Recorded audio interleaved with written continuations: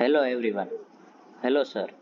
Today I will explain how I make the architecture and structure design of a six-story building. Uh, First of all, let's start with architecture design. This is the architecture design of a six-story building.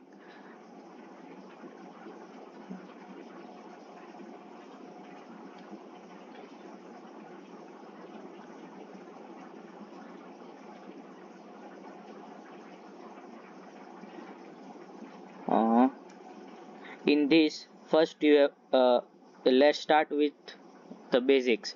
First of all, we have to determine each levels of the building. From here, east, like this, from footing, lower basement, upper basement, then ground floor, and determine all the levels of the building. Then starting from the footing, you have to put all the footings with the with these tools, like place a component in this footing. Then lower basement, upper basement, I have put all the columns, beams, slabs by the tools, like structure. In this structure, beam, column, floor, slab. And after making the footing, lower basement and upper basement, from AutoCAD drawing of each floors, I have made this building by these tools, like walls, door, windows, column, roof, floor, ramp, stairs, etc. This is the floor of ground floor. After seeing from the AutoCAD drawings, see all the measurements of the walls and columns, and then put it in this ground floor level. You can go at any floor level by in this side of the uh, then this is the first floor level. Here I determined all the walls, doors, windows, stairs, and this is the lift area, and bathrooms. In bathrooms, toilets. This is the second floor level. Similarly, after making second floor, the other are the typical floors. These are the second floor, and after making this is the 3D view of the building.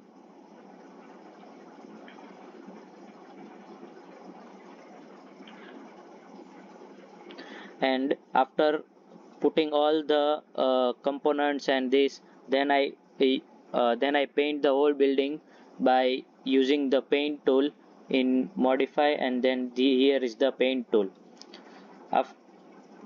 And this model is now completed. After making the architecture design, now let's understand about the structural design of the project. This is the structural design of the project. These black wirings are the reinforcement of the bar. First of all, I put all the beams, columns, and slab. Then I put the reinforcement. In reinforcement. Now I will explain how to put reinforcement in all this. Let's start with the column. In the ground floor of this structure is here. This is the ground floor of the structure. And I will explain how to put reinforcement in the bar, in the column. Let's select this column. Let's copy and paste here. Okay. Here is the column of the column. Then by using navigate tool, navigate reinforcement tool, which you can download at Autodesk Revit. It is easily downloaded and installed, and it is very useful, and can by this you can automatically input all the reinforcements. Now here you have to determine which stirrup, how many stirrups you have to get, and let's select 8 mm of bar type. This stirrup hook at the start is 135, hook at end also 135. Then stirrup distribution. In this we can distribute the stirrup, like in our project we have distributed like this, 33% each m at 4 each, 8 each and 4 each. Then main bars in bar types, let's 620 mm of bars, no hooks, bottom hooks. And this is very important. You have to determine how many z vertical bar or vertical. Let's 4 6 6 6 6. Then you can also add dowels in this, apply like this. See, here is the column we add reinforcement. Similarly, like this, I have put all the reinforcement in column, beam, slab, etc., and in the shear walls. After this, I have yes, now I will take material takeoff of this reinforcement. First go to view, then schedule and quantities.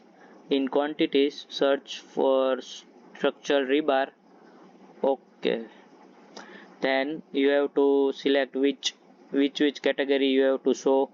First type and schedule mark, quantities,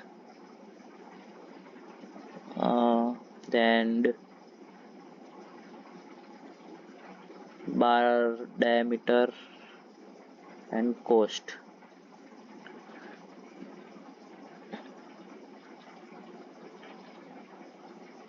Like this, here is the quantities of the bars. There are 16 bars, the 60 mm bar diameter of bar, 25, 28, 25 diameter. All these are the material takeoff of the uh, reinforcement. Thank you. These are some on-site photos of the project where I joined as an intern.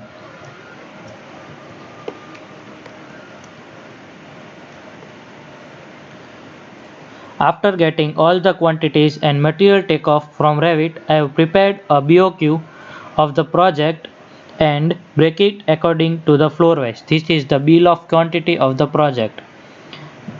And I have also calculate the low, medium, high duration and the labor cost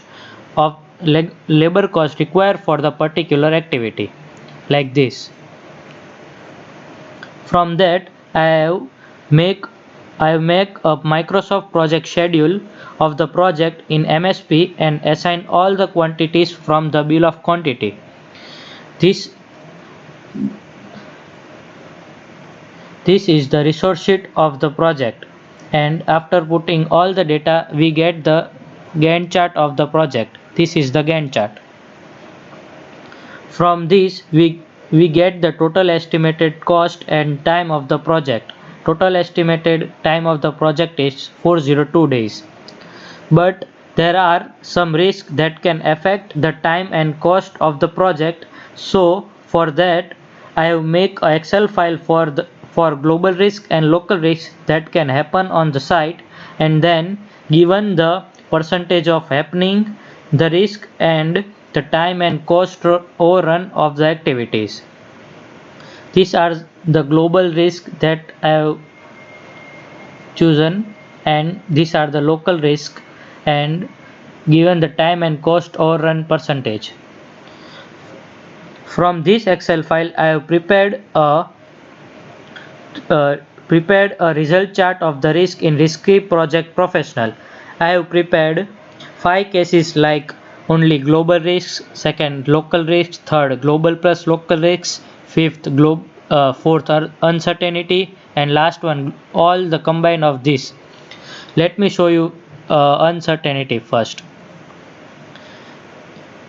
In this, I have assigned the low, medium and high duration of the project, and also low, medium and cost of the project. And after putting all this data, calculate it, and we get the result chart of the project. This is the result chart of the project, and we get the low, medium, high duration and cost. Now let me show you the another file of global and local risk. In this, I have assigned all the local risk and global and local risk. Here first I have to put all the global and local risk and the percentage of the happening, and then I have assigned all the global and local risk in particular activities, and then calculate it. We get the result chart of the project. This is the result chart of the project, and in this file also we get low, medium, high, cost and duration of the project. Now let me show you the final file.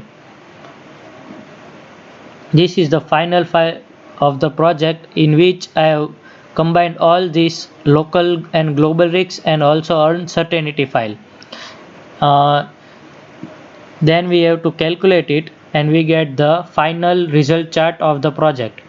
This is the final result chart we get, and the low, medium, high, cost and duration and cost.